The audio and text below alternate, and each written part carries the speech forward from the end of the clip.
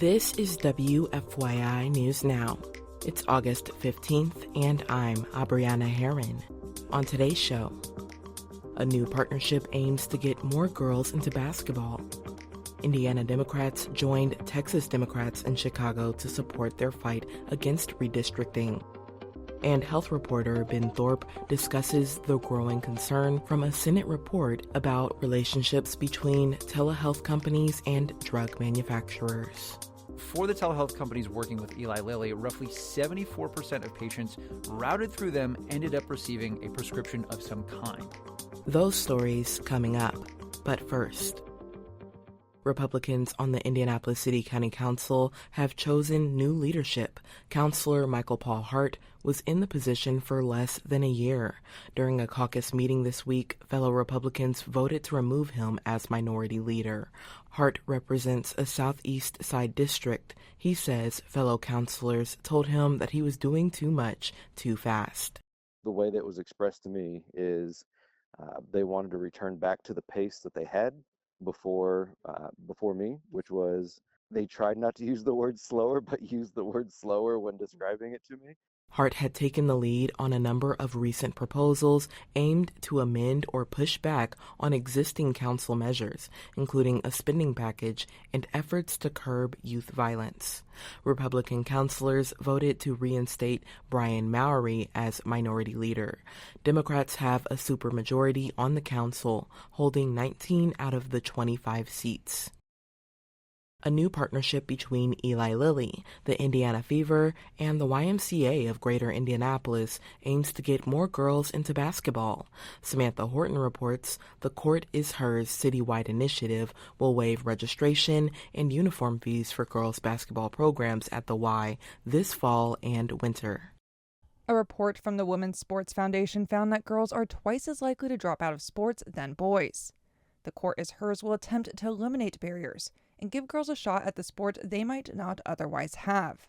Lilly Executive Director of Social Impact Charlotte Hawthorne says the goal isn't to just get more girls to sign up, but to introduce the long-term positive impact of sports. We know that basketball and all sports build confidence, leadership skills, and really lifelong habits. So that's what we look for. Hawthorne says there's no limit to the number of signups, and plans are in place to continue into the future. I'm Samantha Horton. Indiana Democrats say pressure from the Trump administration to redraw districts is congressional shoplifting. They joined Texas Democrats in Chicago on Wednesday to show support for their fight against redistricting efforts. Texas Democrats fled the state to halt legislation to redraw congressional districts in favor of Republican candidates. Indiana Representative Earl Harris says what is currently happening in Texas and what is being considered in Indiana is voter disenfranchisement of Black and brown communities. My job is to help the people that I represent, not the guy in Washington, D.C. Harris says this is a small part of a national fight. Texas is here not only fighting for Texas, they're fighting for Indiana, they're fighting for Illinois, they're fighting for states all over this country. Vice President J.D. Vance met with Indiana Republican leaders last week on a variety of topics, including redistricting. And for our final story today, a recent Senate report raises concerns about growing relationships between telehealth companies and drug manufacturers Eli Lilly and Pfizer. A group of lawmakers spent 9 months investigating, and they warn the arrangement may lead to conflicts of interest, subpar patient care, and an increase in federal health care spending. Side Effects Public Media's engagement specialist, Lizzie McGravy, spoke to health reporter Ben Thorpe about the report. Let's just start off by talking about what these deals between drug manufacturers and telehealth companies look like. Yeah, so Lizzie, in the past year or so, both Eli Lilly and Pfizer launched online platforms. These platforms are designed to make it easier for patients to do several things, including filling prescriptions. But really importantly, these platforms can also link patients directly to these third-party telehealth platforms where they can talk to doctors about their health and potentially receive a diagnosis and a prescription. These deals have been very profitable for telehealth providers. So according to this Senate report, Eli Lilly has made $942,500 in 3-year contract payments to its telehealth partners. And one telehealth company charges its clients, which includes Pfizer, between $510,000 and $2.45 million over the life of a single contract. Right, Ben. So does that then incentivize these prescribers to prescribe a medicine that's made by Eli Lilly or Pfizer? So that's kind of the fundamental question, Lizzie, at the heart of this report, with lawmakers saying that some of these payments should raise concerns about potential conflicts of interest. Eli Lilly and Pfizer said that they are not paying bonuses or incentives per prescription or contracting for a predetermined volume. And Lizzie, just for context, anti-kickback laws make it a crime to request or receive anything of value in exchange for patient referrals to items like a prescription drug or services paid for by a federal healthcare program. But the report also details payments made by Eli Lilly to individual healthcare providers. And in one case, 2 individuals working for one of the telehealth websites received 41 payments from Eli Lilly. And one of them had an Eli Lilly product that was their most prescribed medication to Medicare beneficiaries, costing Medicare roughly $230,000 in a single year for that medication.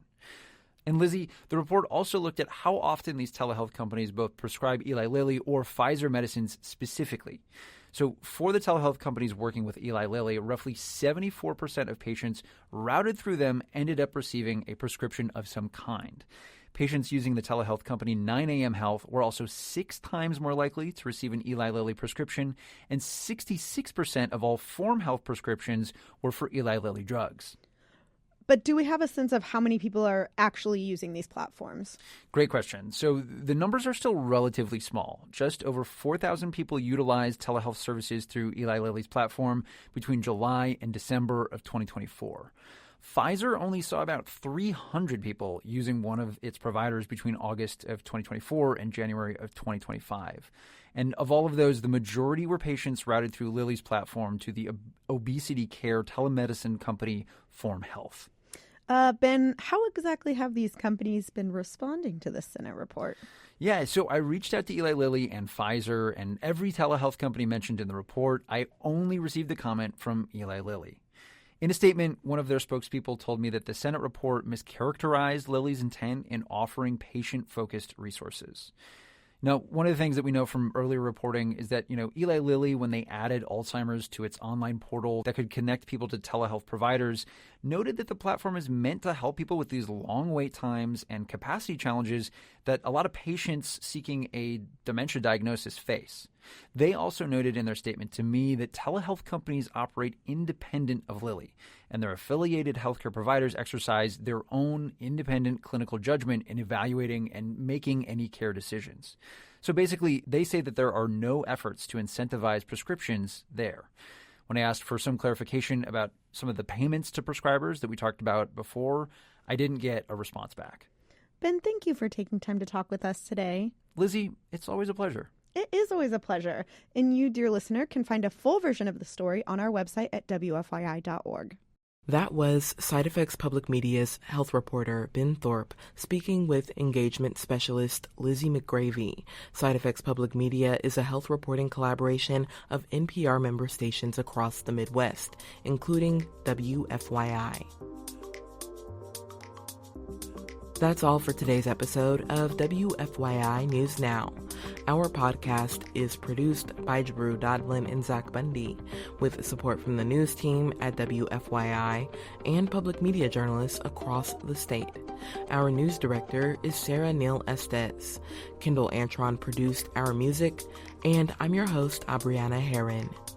If you like today's episode, remember to subscribe and share. And follow WFYI on Instagram, TikTok, Facebook, and YouTube to check in on our newsroom throughout the day. Thanks for listening. We'll be back on Monday.